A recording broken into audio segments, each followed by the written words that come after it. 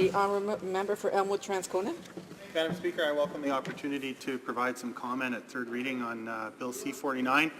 I represent a part of the country that has a lot of rail workers, and I've heard from the workers themselves and from their union concern about Bill C-49 and what it means for their privacy rights when they're working on trains across Canada, and the ability for employers to pretty much access footage and audio recording of those workers working on trains for just about any purpose. The government says that the real rules are going to come in regulation, but we've seen this as a government that has a pretty cozy relationship with some of the major transportation companies in Canada, and frankly their track record hasn't been very good. So I know we've heard already from my honourable colleague about some of the concerns around privacy, which are very real and ought to be addressed in the same way they are for the airline industry, where only the Transportation Safety Board has the authority to look at those recordings.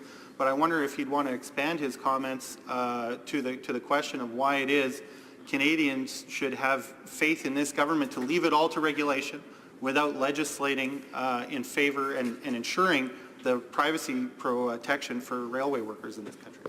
Honourable member for Cowichan, Malahat, Langford. Thank you, Madam Speaker, and I appreciate my colleague's question.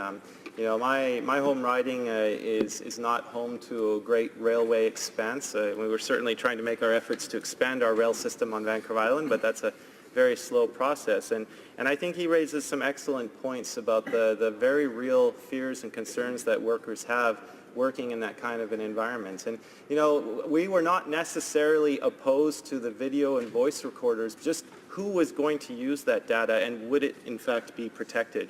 And that's why my colleague on the Transportation Committee, the member for Trois-Rivières, brought forward that amendment, attempted to move that power, that data collection, to the Transportation Safety Board. And inexplicably, the Liberals didn't agree to it. So I wonder why that is. I think another concern, too, that workers have in the railway is the level of fatigue that they suffer from being overworked. And I think if we're to prevent these kind of accidents, it shouldn't be sort of an after the fact, like looking at the video and voice recording of how did this crash happen, but why don't we look at worker health and safety? Are they being overworked, and do they have the safe mechanisms to actually return to their family every night in a safe and sound manner? Thank you, Madam Speaker.